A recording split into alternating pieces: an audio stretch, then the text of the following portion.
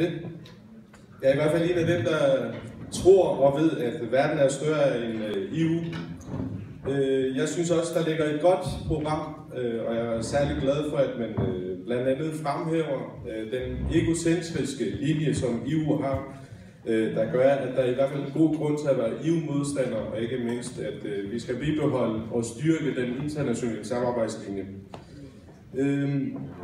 Jeg vil give et par argumenter med på vejen, inden vi går til afstemning.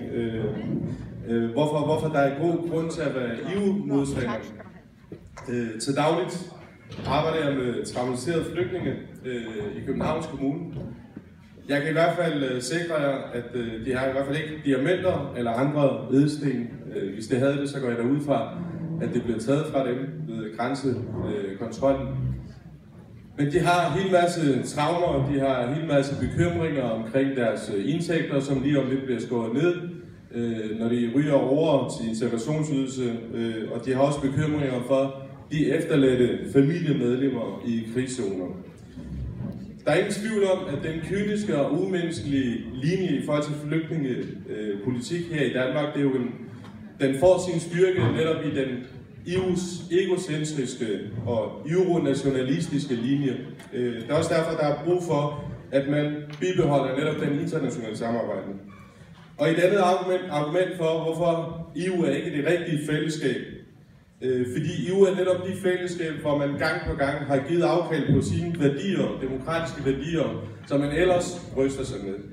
Et godt eksempel på det er jo netop flygtningekrisen og hvordan EU med tyrkiske præsident Erdogan er indgået i en studehandel, hvor man igen har tilsidesat de demokratiske værdier, som man ellers bryster sig med.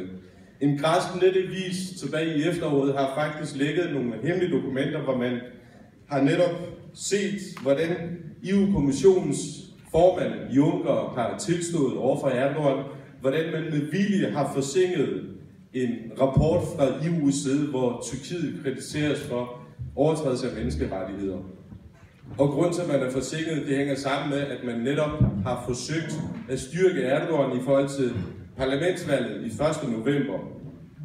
Det siger bare blot noget om, hvordan er det EU kan være egocentrisk, når det handler om sin egne fordel, at man kan tilsidesætte de demokratiske værdier.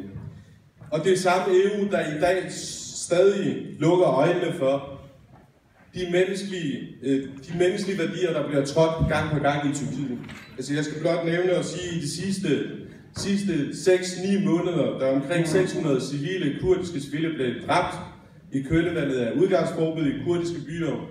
I skal blot tage ned i Kurdistan, så vil I også opleve nogle kurdiske byer, der på mange måder ligner de byer i Syrien eller Irak, altså sådan krigszoner. Og i dag står kurdiske parlamentarikere, 59 af dem, står og truet på livet, og de har truet på at afskaffe deres parlamentariske immunitet, netop for man kan sende dem i fængsler. Så blot for at understrege og sætte endnu en gang en tydelighed omkring, hvorfor EU er ikke det rigtige fællesskab, fordi det vi oplever, at man tilsidesætter de demokratiske værdier gang på gang. Tusind tak for ordet. Tak for det. Så er det Grønbæk Klubber, og dernæst Duna Stark fra Indre By, og